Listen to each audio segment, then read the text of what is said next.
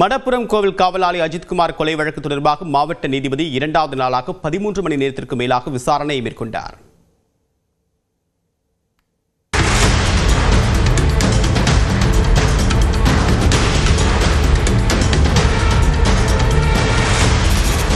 சிவகங்கை மாவட்டம் திருப்புவனம் அருகே மடப்புரத்தில் பத்திரகாளியம்மன் கோவில் காவலாளி அஜித்குமார் காவல்துறையினரால் படுகொலை செய்யப்பட்டது தொடர்பான வழக்கை விசாரித்த உயர்நீதிமன்ற மதுரை கிளை மாவட்ட நீதிபதி ஜான் சுந்தர்லால் சுரேஷை விசாரித்து அறிக்கை தாக்கல் செய்ய உத்தரவிட்டது.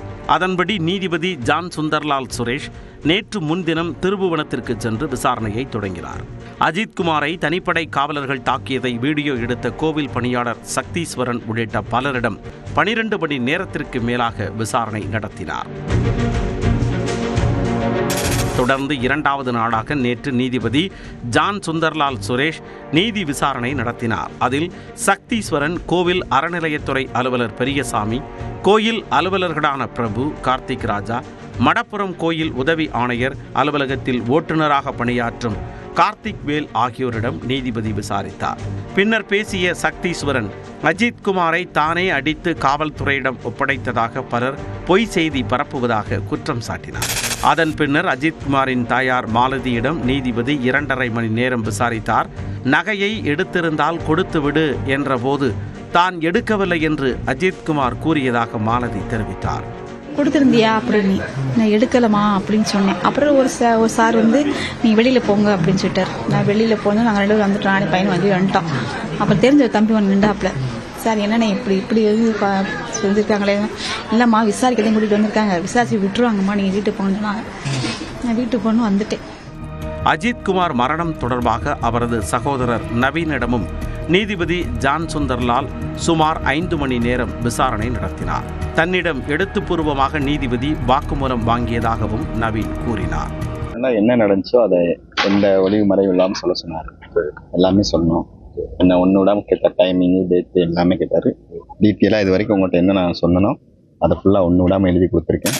இரவு 8 மணிக்கு மேலாக அஜித்குமாரின் சித்தி ரம்யா, பத்திரகாளியம்மன் கோவில் அருகே கடை வைத்து நடத்தக்கூடிய கீர்த்தி என்ற பெண்ணிடமும் விசாரணை நடத்திய நீதிபதி ஏடிஎஸ்பி சுகுமாரன், திருப்புவனம் காவல் ஆய்வாளர் ரமேஷ்குமார் ஆகியோரிடமும் விசாரித்தார்.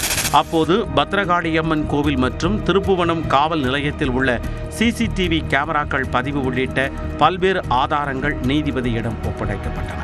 நேற்று காலை 8:30 மணி அளவில் விசாரணையை தொடங்கிய நீதிபதி இரவு 10:05 மணி அளவில் விசாரணையை நிறைவு செய்தார். அஜித்குமார் கொலை வழக்கு தொடர்பாக காவல்துறை அதிகாரிகள் மற்றும் பல்வேறு நபர்களிடமும் இன்று விசாரணை நடத்த வாய்ப்புள்ளது. இந்நிலையில் அஜித்குமாருக்கு தனிப்படை காவலர்கள் கஞ்சா கொடுத்து சித்திரவதை செய்ததாக அஜித்குமாரின் உறவினர் என கூறப்படும் மனோஜ் பாபு குற்றம் சாட்டினார்.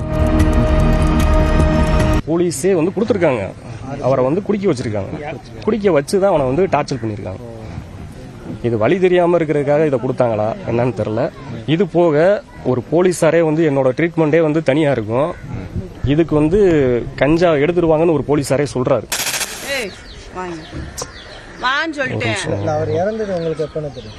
மனோஜ் பாபு செய்தியாளர்களிடம் பேசிக் கொண்டிருக்கும் போதே அவரது மனைவி அவரை தடுத்து நிறுத்தியதால் பரபரப்பு நிலவியது. இதற்கிடையே அஜித்குமாரை தாக்கும் காட்சியை வீடியோ எடுத்த சக்தீஸ்வரனுக்கு காவல்துறை பாதுகாப்பு அளிக்கப்பட்டுள்ளது. தனக்கு பாதுகாப்பு வழங்க கோரி டிஜிபிக்கு சக்தீஸ்வரன் மனு அளித்திருந்த நிலையில் துப்பாக்கி ஏந்திய 2 போலீசார் பாதுகாப்புக்கு நியமிக்கப்பட்டுள்ளனர்.